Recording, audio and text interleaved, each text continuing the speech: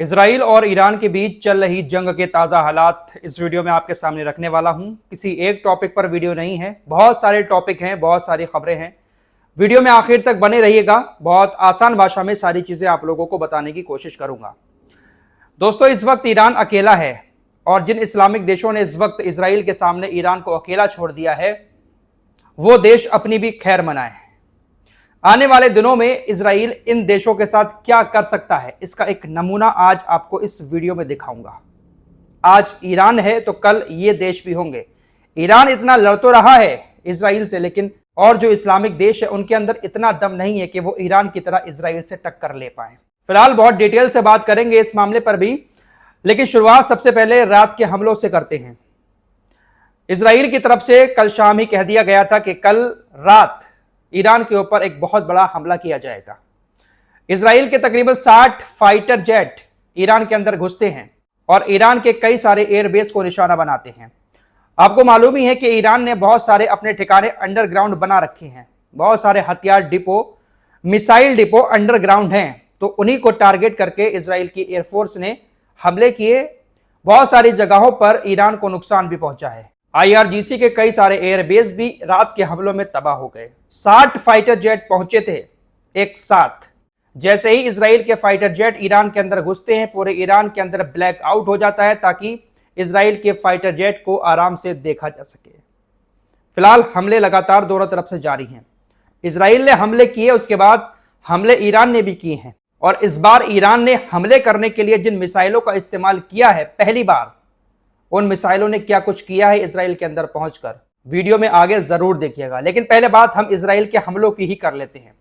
Israel के fighter jet ने तो हमले किए ही किए, इसके अलावा कुछ साइबर अटैक भी हुए ईरान के ऊपर। आपको अगर याद हो तो कल की वीडियो में ही मैंने इस टॉपिक पर बात की थी कि इन लोगों के पास सारी टेक्नोलॉजी है, उसी का इस्तेमाल करके ये लोग कहीं पर भी साइबर हमले कर देते हैं। व्हाट्सएप इनका, इंस्टाग्राम इनका, फेसबुक इनका, यूट्यूब इनका, सब कुछ इनका है। और हम जो कुछ इस पर बोल रहे हैं मोबाइल पर, या कुछ भी पोस्ट कर रहे हैं या कहीं भी जा रहे हैं, सब कुछ इनको मालूम रहता है। तो कल भी यही हुआ। बहुत सारे लोगों की लोकेशन व्हाट्सएप के जरिए इजराइल को पता चल रही थी। रात अचानक से ऐलान किया गया कि सभी लोग अपने मोबाइल से व्हाट्सएप और इंस्टाग्राम को तुरंत डिलीट कर दें, क्योंकि इससे आपकी लोकेशन इन लोगों के पास पहुंच रही है।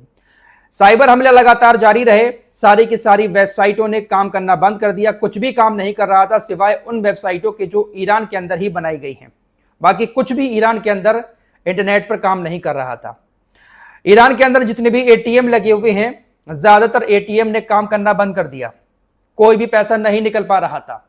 तो इस तरीके के साइबर हमले रात ईरान के ऊपर हुए हैं। ईरान के अंदर एक बहुत बड़ी बैंक है जिसका नाम है सेफा बैंक, उस पर सबसे बड़ा साइबर अटैक हुआ था। और जो भी वित्तीय रिकॉर्ड थे, जो कुछ भी लेन देन के रिकॉर्ड थे इस बैंक में लोगों के, उसको सबको मिटा दिया गया, डिलीट कर दिया गया। तो बड़ा साइबर अटैक इजराइल की तरफ से ईरान पर किया गया। इजराइल के हमलों के बाद अब नंबर था ईरान का। ईरान भी खामोश बैठने वाला नहीं है। ईरान के पास ताकत अभी भी बहुत ज्यादा मौजूद है। ईरान ने अब तक जिन मिसाइलों का हमला करने के लिए इस्तेमाल किया है, वो मिसाइलें काफी पुरानी हैं और बहुत पुरानी जनरेशन की हैं। ईरान के पास अभी ऐसी ऐसी मिसाइलें बाकी हैं कि इजराइल उनको सिर्फ 2 हफ्ते तक ही झेल सकता है। ये मैं नहीं कह रहा हूं, बल्कि ये अमेरिका का सबसे बड़ा अखबार वॉशिंगटन पोस्ट कह रहा है। क्या कुछ लिखा है वॉशिंगटन पोस्ट ने ईरान की मिसाइलों को लेकर, बताऊंगा। लेकिन पहले आपको हमले से जुड़ी खबर बता देता हूं। ईरान ने कल पहली बार अपनी सबसे ताकतवर मानी जाने वाली मिसाइल, पहली पीढ़ी की फतह मिसाइल का इस्तेमाल किया। यह मिसाइल इतनी खतरनाक है कि जब ये इजराइल के अंदर पहुंची तो इजराइल ने अपने एयर डिफेंस सिस्टम से मिसाइलें छोड़ना शुरू कर दी। लेकिन यह मिसाइल चकमा देने में बहुत आगे है। इजराइल की मिसाइल जब इसको मारने आती है तो यह रास्ता बदलकर उसको भटकाकर दूसरी तरफ निकल जाती है। इस फतह मिसाइल की यह सबसे बड़ी खासियत है। और रात भी ऐसा ही किया। कई सारी इजराइल की इंटरसेप्ट वाली मिसाइलें इसके पीछे भाग रही थी। आसमान में वीडियोस कैप्चर किए गए, लेकिन यह चकमा देकर इजराइल के अंदर जाकर गिर गई। कई सारी मिसाइलें इजराइल के अंदर जाकर गिरी और उसने बहुत बड़ा नुकसान इजराइल को भी पहुंचाया। तो नुकसान दोनों तरफ हो रहा है। ऐसा नहीं है कि सिर्फ ईरान का नुकसान हो रहा है या फिर इजराइल का हो रहा है। नुकसान बराबर का हो रहा है। जान का नुकसान सबसे ज्यादा ईरान को हो रहा है, क्योंकि जब भी इजराइल के ऊपर हमला होता है तो इजराइल के लोग अपने आप को छुपा लेते हैं बंकरों के अंदर। बंकर जमीन के अंदर बने हुए होते हैं, इसलिए जान का नुकसान इजराइल के अंदर कम हो रहा है। फिलहाल वॉशिंगटन पोस्ट ने एक बड़ा दावा किया है ईरान को लेकर कि ईरान इस वक्त जो मिसाइलें छोड़ रहा है बहुत सस्ती मिसाइलें हैं और बहुत पुरानी मिसाइलें हैं जो काफी टाइम से ईरान ने बनाकर अपने डिपो में रखी हुई थी, उनका इस्तेमाल करने का कभी मौका नहीं मिला तो उनको पहले इस्तेमाल कर रहा है। ईरान की एक मिसाइल को रोकने के लिए तकरीबन 6 से 7 इंटरसेप्ट मिसाइलों का इस्तेमाल इजराइल को करना पड़ता है। वॉशिंगटन पोस्ट लिखता है कि ईरान के पास अभी ऐसी ऐसी मिसाइलें मौजूद हैं कि इसका इस्तेमाल इजराइल के खिलाफ अगर ईरान ने कर दिया तो तबाही मच जाएगी। ईरान जानबूझकर अभी पुरानी और कुछ कमजोर मिसाइलों का इस्तेमाल इसलिए कर रहा है ताकि इजराइल के डिफेंस सिस्टम को कमजोर किया जाए। ईरान जो इजराइल की तरफ मिसाइलें छोड़ता है वो ऐसा नहीं है कि एक बार में अचानक से 100 मिसाइलें छोड़ दी इजराइल के ऊपर। छोड़ सकता है ईरान, लेकिन छोड़ नहीं रहा है एक बार में इतनी मिसाइलें। 5 या 7 मिसाइलें या 10 मिसाइलें एक बार में छोड़ रहा है, कम से कम 3 मिसाइलें। जब वो मिसाइलें इजराइल के अंदर आती है तो इजराइल उनको रोकने की पूरी कोशिश करता है, जी जान लगा देता है और तकरीबन 10 से 15 इंटरसेप्ट मिसाइलें अपनी खराब कर लेता है। इजराइल जो मिसाइल छोड़ता है उसकी एक की कीमत तकरीबन $12 मिलियन होती है। वॉशिंगटन पोस्ट ने कहा कि इजराइल के पास बहुत ज्यादा जखीरा है इंटरसेप्ट मिसाइलों का, लेकिन जिस तरीके से ईरान हमले कर रहा है छोटे छोटे और उनको रोकने के लिए इजराइल इतनी बड़ी मिसाइलों का इस्तेमाल कर रहा है तो 10 से 12 दिन ही सिर्फ इजराइल टिक पाएगा। इसके बाद इजराइल के पास इतना दम नहीं रहेगा कि वो ईरान के हमलों को इंटरसेप्ट कर पाए। फिर इजराइल को दूसरे देशों के आगे जाना ही पड़ेगा क्योंकि इजराइल के पास मिसाइलों की कमी 10 से 12 दिन के अंदर होना शुरू हो जाएगी और ईरान अभी अपनी पूरी ताकत दिखा भी नहीं रहा है। और यह बात सच है दोस्तों, ईरान के पास जिस तरीके की मिसाइलें हैं अभी उन मिसाइलों का इस्तेमाल शायद ईरान ने नहीं किया है, सिर्फ बैलिस्टिक मिसाइलों का इस्तेमाल कर रहा है। जो हाइपरसोनिक मिसाइलें बनाई हुई है ईरान ने वो अभी जखीरा रखा हुआ है। जाहिर सी बात है यार, इतना तो दुनिया के पास अकल है ही कि अगर एक मिसाइल आ रही है तो उसको मारने के लिए सिर्फ एक मिसाइल की जरूरत नहीं होती है, बहुत सारी मिसाइलों को छोड़ना पड़ता है।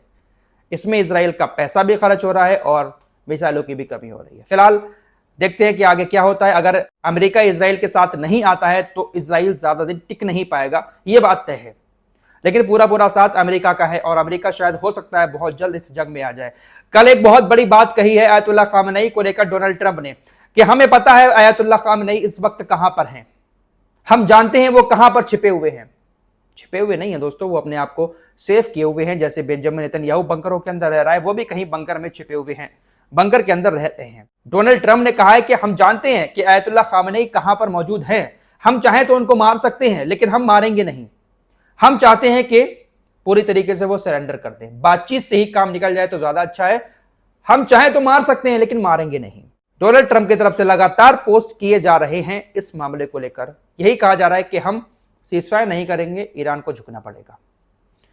अब बात कर लेते हैं तुर्की की। कल खबर आई कि तुर्की के अंदर इजराइल का एक फाइटर जेट घुस गया। इजराइल का फाइटर जेट तुर्की के एयर स्पेस में घुस गया, जिसके बाद तुरंत तुर्की के अंदर जो F-16 फाइटर जेट है वो एक्टिव हो जाते हैं और तुरंत उस फाइटर जेट को वहां से भगा देते हैं। लेकिन ये सोचने वाली बात है दोस्तों कि इजराइल के फाइटर जेट अब तुर्की के एयर स्पेस में भी घुसना शुरू कर चुके हैं। जब एक फाइटर जेट घुस सकता है तो 100 फाइटर जेट भी घुस सकते हैं और इन लोगों का टारगेट है अगला तुर्की। अगर इन्होंने ईरान को जीत लिया फिर अगला नंबर तुर्की का ही है, उसके बाद कुछ नहीं है। मिडिल ईस्ट के अंदर कुछ भी ऐसी बड़ी ताकत नहीं है जो इन लोगों को चुकाड़ सके, क्योंकि सब पर इनका कब्जा जमा हुआ है। पाकिस्तान की बात कर लेते हैं। पाकिस्तान मुस्लिम देश है, बड़ी बड़ी बातें पाकिस्तान को लेकर चल रही हैं। पाकिस्तान की आवाम भी सोशल मीडिया पर कह रही है कि भाई पाकिस्तान ईरान का साथ देगा अगर हमला करता है ईरान के ऊपर, परमाणु अटैक करता है इजराइल या फिर अमेरिका। लेकिन दोस्तों मैं फिर कहूंगा, इसमें आप इतना सा भी यकीन नहीं कर सकते। इस तरीके के हालात चल रहे हैं और पाकिस्तान के जो आर्मी चीफ हैं आसिम मुनीर, वो व्हाइट हाउस के अंदर लंच कर रहे हैं डोनाल्ड ट्रंप के साथ बैठकर। जी हां, आसिम मुनीर इस वक्त अमेरिका की यात्रा पर गए हुए हैं और अमेरिका की यात्रा पर जाने का मतलब यह है कि आप अमेरिका के साथ हैं, अमेरिका के पूरी तरीके से दोस्त हैं और आप अमेरिका के कहने पर ही काम कर रहे हैं। अमेरिका आपसे जो कहेगा आपको वो करना पड़ेगा। तो ऐसे में यहां से क्लियर हो जाता है कि पाकिस्तान ईरान का साथ कभी नहीं देगा। निंदा करना और स्टेटमेंट जारी करना और हम लोग को गलत बताना, यह तो एक बहुत पुराना फैशन हो चुका है और इससे इजराइल के ऊपर कोई फर्क पड़ता भी नहीं है। पाकिस्तान के रक्षा मंत्री ने कहा है कि हम पीछे खड़े हैं ईरान के, तो पीछे ही खड़े रहेंगे, आगे बढ़कर कोई कुछ नहीं करेगा। जो भी देश अमेरिका के करीब है वो कभी भी अमेरिका के अगेंस्ट नहीं जा सकता, ये बात आप अच्छे से जानते हैं। तुर्की भी क्यों कुछ नहीं कर पा रहा है? क्योंकि वो भी अमेरिका के करीब है, नाटो का सदस्य है भाई तुर्की, तो कैसे कदम उठा लेगा आगे आकर। इस रिपोर्ट में इतना ही। कुछ और लेटेस्ट अपडेट के साथ फिर हाजिर होऊंगा। अपना ख्याल रखिएगा। अल्लाह हाफिज।